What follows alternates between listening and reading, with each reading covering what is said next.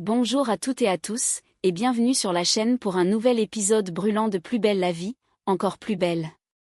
Aujourd'hui, on plonge ensemble dans l'épisode 354. Diffusé ce vendredi 13 juin 2025 sur TF1, et croyez-moi, ce chiffre 13 porte bien son lot de malheur. Entre braquages glaçants, enlèvements choquants, tensions amoureuses et révélations troublantes. Rien ne va plus au Mistral. Alors que Babette est retrouvée ligotée et en état de choc dans son propre cabinet médical, Chloé, elle, est mystérieusement absente, jusqu'à ce qu'on découvre qu'elle est retenue prisonnière, dans un lieu inconnu. Pendant ce temps, le bac sème le stress dans les cœurs de nos jeunes héros. Mais une rumeur inattendue sur Gabriel menace de faire vaciller Thomas en pleine épreuve. Et à la terrasse du Mistral, une simple lettre remise par Yolande fait vaciller Barbara, révélant un mystère bien plus intime qu'il n'y paraît. Enfin, entre confidences amères et tensions non dites, Mathieu Sorigny tente un rapprochement avec Babette, mais est-ce déjà trop tard? Installez-vous confortablement, c'est l'heure de découvrir tous les détails de cet épisode riche en suspense, en émotions et en rebondissements. Le silence pesant du cabinet médical est soudain brisé par le claquement rapide de talons. Luna arrive à grandes enjambées, un dossier sous le bras. Mais en s'approchant de la porte, elle s'arrête net. Elle est entr'ouverte. Un mauvais pressentiment lui serre la poitrine. Babette, appelle-t-elle doucement, en poussant la porte. Aucune réponse. Juste, un bruit étouffé. Un cri, faible mais bien réel. Elle s'élance dans le couloir, le souffle court. Au fond de la pièce, la scène qu'elle découvre la glace instantanément. Babette est là, ligotée à une chaise. Les poignets noués, le visage marqué par la panique. Elle parvient tout juste à articuler entre deux sanglots. On m'a braqué. Il avait une arme. Il m'a bâillonné. Luna accourt. S'agenouille à ses pieds pour l'aider à se libérer, le cœur battant à tout rompre. Babette est livide, sous le choc, incapable de se calmer. Ses mains tremblent, son regard est perdu, hagard. Je t'appelle Patrick tout de suite, ok? Respire. Tu es en sécurité maintenant, murmure Luna en attrapant son téléphone d'une main fébrile. Quelques minutes plus tard, alors que Patrick est déjà en route, Luna tente de comprendre ce qui s'est passé. Babette parvient à articuler quelques mots. Il est venu pour les médicaments. Il savait exactement ce qu'il cherchait. Dans le bureau ravagé, les tiroirs ont été vidés, les placards ouverts à la hâte. Ce n'était pas un vol ordinaire. Luna observe les boîtes manquantes. Et ce qu'elle découvre, la glace d'effroi, des opioïdes, des psychotropes puissants, des anesthésiants. Autrement dit, un arsenal dangereux entre de mauvaises mains. Et celui qui a fait ça savait exactement ce qu'il faisait. Le jour tant attendu est enfin là. Ce matin, une tension palpable flotte dans l'air du Mistral. C'est le grand jour du bac. Dans la cour du pavillon, Ariane veille au grain. Derrière son calme apparent, son cœur bat plus vite que d'habitude. Elle multiplie les regards, les petites attentions. Pas question de laisser quoi que ce soit au hasard.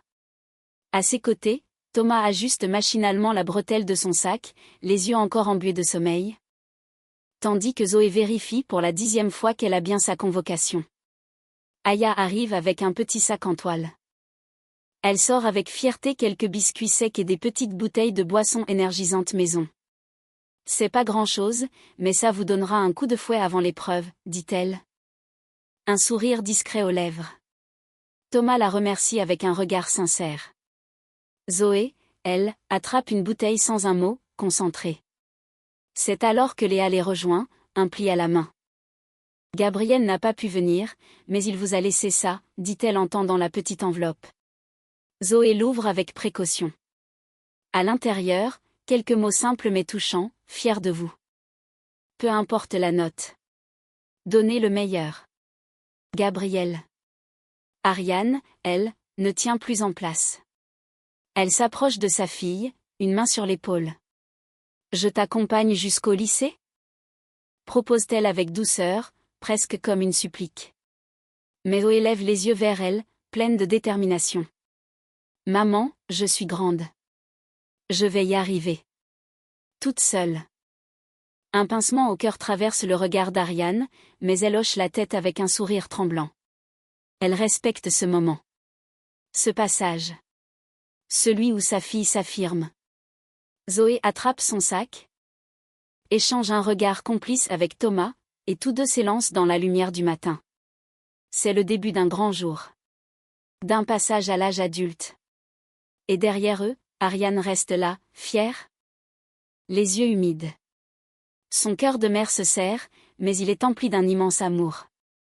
Le soleil tape doucement sur les pavés du Mistral lorsque Yolande surgit, essoufflée. Son sac à l'épaule et le regard fouillant les alentours. Visiblement pressée, elle avance d'un pas vif jusqu'à la terrasse du bar. Barbara est là ? Demande-t-elle aussitôt en apercevant Louis derrière le comptoir. Louis relève la tête, surpris par l'arrivée soudaine de la doyenne. Non, elle est sortie faire une course. Vous voulez que je lui dise quelque chose ? Yolande hésite un instant, puis sort une enveloppe soigneusement pliée de sa poche. Elle l'attend à Louis, le regard sérieux. Tu peux lui donner ça ? C'est très urgent. Puis, baissant un peu la voix. Mais tu ne dois surtout pas l'ouvrir, Louis. Promis. Louis fronce légèrement les sourcils, piqué par la curiosité, mais acquiesce. Bien sûr. C'est pas mon genre. Yolande pose une main rapide sur son bras, presque maternelle. Ce n'est rien de grave, je te rassure. Mais il faut qu'elle lise cette lettre aujourd'hui.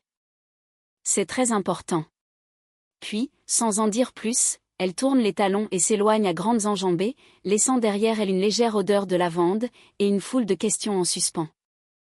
Louis regarde l'enveloppe, intrigué. Il la retourne entre ses doigts, la tentation lui frôlant l'esprit, mais quelque chose dans le regard de Yolande l'en dissuade. Qu'est-ce que cette lettre contient pour être si urgente, mais pas grave ? Et pourquoi ce ton si grave, derrière ce sourire de façade ? Louis attendait ce moment depuis le matin.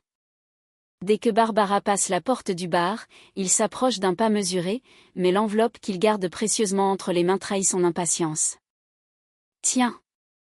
Yolande m'a demandé de te remettre ça. Elle avait l'air sérieuse. Barbara attrape la lettre, la reconnaît d'un coup d'œil, puis s'isole derrière le comptoir. Elle l'ouvre d'un geste rapide, lit les quelques lignes à l'intérieur, et fige. Son visage, d'ordinaire lumineux, se voile d'un silence soudain. Une ombre passe dans son regard. Louis attend une réaction, une explication, n'importe quoi. Mais Barbara referme lentement la lettre, la range dans sa poche et souffle. J'ai pas envie d'en parler. Surpris. Louis recule légèrement. C'est quelque chose de grave ? Je peux t'aider si tu veux. Barbara secoue la tête, sans le regarder. C'est un truc entre Yolande et moi. Rien d'alarmant. T'inquiète. Mais je peux pas t'en dire plus. Louis sent son inquiétude monter malgré lui. Ce silence, cette distance. Ce n'est pas dans leurs habitudes. Il reste un instant planté là. Le regard interrogateur. Puis, doucement, une idée lui traverse l'esprit. Attends, c'était une mise en scène, c'est ça ? Pour me faire cogiter ? Barbara esquisse un sourire en coin.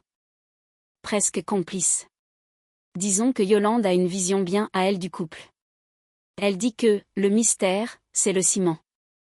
Louis écarquille les yeux. Le mystère ? Mais moi je préfère le ciment transparent, hein. Barbara rit, relâchant enfin la tension. Faut bien pimenter un peu le quotidien, non ? Louis la regarde, mi-amusé, mi-agacé. Mais au fond, il comprend, ce petit jeu, cette part de secret, c'est aussi leur façon à eux de se chercher, de se tester, et de se retrouver. Installés autour d'une tasse de thé à peine entamée, Luna et Babette échangent des regards graves. L'ombre du cambriolage plane encore lourdement sur le cabinet, et une même pensée les obsède, rien n'était laissé au hasard.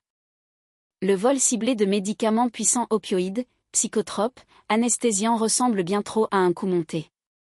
Et si Adrien n'avait pas agi seul, glisse Luna. La voix basse mais tranchante. Babette fronce les sourcils. Elle y a pensé aussi, mais n'osait pas le dire à voix haute. Tu penses à Chloé? Luna acquiesce lentement. Elle est instable. Fragile. Et depuis quelque temps, elle traîne dans des histoires pas claires. Si elle s'est laissée embarquer là-dedans? Babette soupire longuement. Elle se passe une main sur le visage, exténuée. Ce serait dramatique. Mais je sens que t'as raison. Plus on gratte, plus ça pue.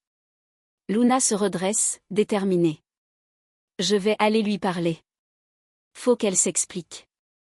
Si elle est impliquée. Même de loin, elle doit nous dire ce qu'il en est. Babette l'observe un instant, puis hoche la tête. D'accord. Mais tu n'as que 24 heures. Si demain soir, elle t'a pas dit la vérité. Je balance tout à Patrick. Luna lève les yeux vers elle, consciente du poids de cette dernière phrase. Il n'est plus temps d'hésiter. Si Chloé est vraiment mêlée à un trafic de médicaments, alors elles n'ont plus droit à l'erreur. Dans un coin discret du Mistral, Thomas traverse la terrasse en trombe, les sourcils froncés.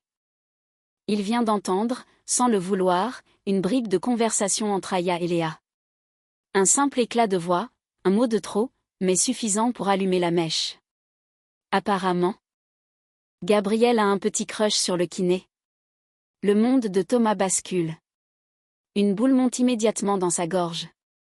Il s'arrête net, le souffle court, le cœur battant à tout rompre. Il ne veut pas y croire. Pas maintenant. Pas aujourd'hui. Quelques instants plus tard, il retrouve Zoé près du portail du lycée.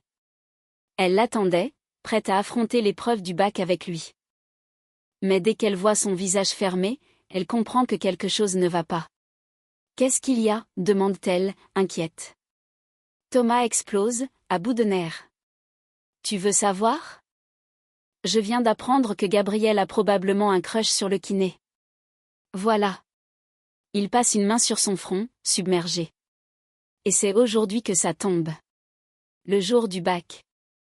Je vais rater mon épreuve à cause de cette merde. Zoé, surprise, garde son calme. Elle le fixe droit dans les yeux, d'une voix posée mais ferme. Thomas, écoute-moi bien. T'as pas révisé pendant des mois pour tout foutre en l'air maintenant. Gabriel et ses histoires, c'est pas ton problème aujourd'hui. Ton bac, si. Il baisse les yeux, luttant entre la colère et la panique. Regarde-moi, insiste Zoé. Tu respires, tu te concentres, et tu rentres dans cette salle comme un champion. D'accord ? Thomas inspire profondément. Elle a raison. Il le sait. Il se redresse, tendu mais décidé. Le bac l'attend, et ce drame sentimental, il devra attendre. Luna regarde son téléphone pour la 5e fois en 10 minutes. Toujours aucun message. Aucune réponse. Chloé reste silencieuse. Injoignable. Dans le hall du pavillon des fleurs, Nisma arrive en courant, visiblement agacée. Elle n'a pas fait ses heures de ménage aujourd'hui. J'ai dû gérer toute seule. Elle soupire, puis enchaîne sans attendre. Mais j'ai une bonne nouvelle quand même. L'ASE a accepté qu'on fasse la visite de l'appart avec Elena. C'est fixé pour cet après-midi. Luna relève la tête, à la fois soulagée et plus inquiète que jamais.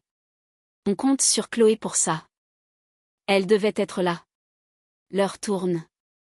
Elena, impatiente et nerveuse, attend dans le hall avec son sac sur les genoux. Mais Chloé ne vient pas. Les minutes s'étirent. L'angoisse monte. Plus tard, devant le représentant de l'aide sociale à l'enfance, Luna fait de son mieux pour contenir la situation. Écoutez, monsieur Billard. Chloé n'est pas du genre à fuir ses engagements. Il a dû se passer quelque chose. Je vous en prie, ne rédigez pas un rapport négatif tout de suite. Donnez-lui au moins une chance de s'expliquer. Billard, sceptique mais mesuré, hoche la tête sans rien promettre. Je prends note de vos remarques, mais l'absence à ce type de rendez-vous reste très problématique. Pendant ce temps, dans un lieu sombre et isolé, la vérité éclate. Chloé est bien là. Mais pas là où tout le monde l'attend. Assise sur un matelas crasseux, dans une pièce à demi plongée dans l'obscurité, elle pleure en silence. Les joues ruisselantes, les mains tremblantes, le regard figé dans le vide. Son téléphone a disparu. Ses appels au secours sont restés muets. Elle est retenue contre son gré. Et personne, dehors, ne sait encore à quel point elle est en danger. Le silence du cabinet médical est à peine troublé par les bruits lointains de la rue. Babette, encore pâle et tendue, range distraitement quelques flacons sur une étagère. Ses gestes sont mécaniques, le regard absent. C'est à ce moment que Mathieu Sorigny pousse doucement la porte. Il entre, les mains dans les poches, visiblement mal à l'aise, mais décidé. « Je passais voir comment tu allais. » dit-il, la voix posée, presque douce. Babette lui jette un bref regard. Elle hoche la tête. « J'ai mal dormi », avoue-t-elle sans détour. Un silence s'installe. Lourd, les mots peinent à sortir. Mais finalement, elle lâche, presque à contre-cœur. « Et j'ai pas lu ta lettre. Celle que t'avais laissée. » Elle est partie avec les médocs, dans le vol. Mathieu esquisse un sourire amer, les yeux fuyants. Il tente une touche d'humour. Mais le ton trahit une tension sous-jacente. « Tu ne rates pas grand-chose. J'essayais de faire de la poésie. Je crois que je faisais rimer ton prénom avec défaite. » Babette le fixe. Interloquée. Elle plisse les yeux. Charmant, souffle-t-elle, plus glaciale qu'elle ne le voudrait. L'ambiance devient immédiatement plus lourde. Entre eux, quelque chose flotte. Une douleur non dite. Une tendresse froissée. Une gêne qu'aucun des deux ne sait comment désamorcer. Je voulais juste poser les choses. M'excuser, peut-être, ajoute Sorigny, plus bas. Mais Babette détourne le regard, coupe court en reprenant son rangement. Pas le moment, Mathieu. Et Sorigny comprend qu'il vaut mieux ne pas insister. Du moins, pas aujourd'hui. Et voilà. Chers abonnés, l'épisode 354 de Plus belle la vie, encore plus belle nous laisse sur un souffle suspendu. Un cabinet médical dévasté, une Babette brisée, une Chloé disparue. Un Thomas déboussolé, et surtout, un Mistral où les apparences volent en éclats. Quelles seront les conséquences du vol des médicaments? Qui se cache derrière l'enlèvement de Chloé? Est-elle victime ou complice? Et du côté des cœurs, que cache réellement Gabriel? Le doute s'installe, les liens se fissurent, et chacun devra faire face à ses propres choix. Si vous avez aimé cette vidéo, n'oubliez pas de liker, de vous abonner et d'activer la cloche pour ne rien manquer des prochains épisodes. Dites-nous en commentaire. Pensez-vous que Chloé est impliquée dans le trafic? Et Gabriel est-il vraiment attiré par le kiné? Vos avis, vos théories, vos réactions sont les bienvenues. On se retrouve très vite pour la suite, et d'ici là, prenez soin de vous, et méfiez-vous des apparences au Mistral. À bientôt.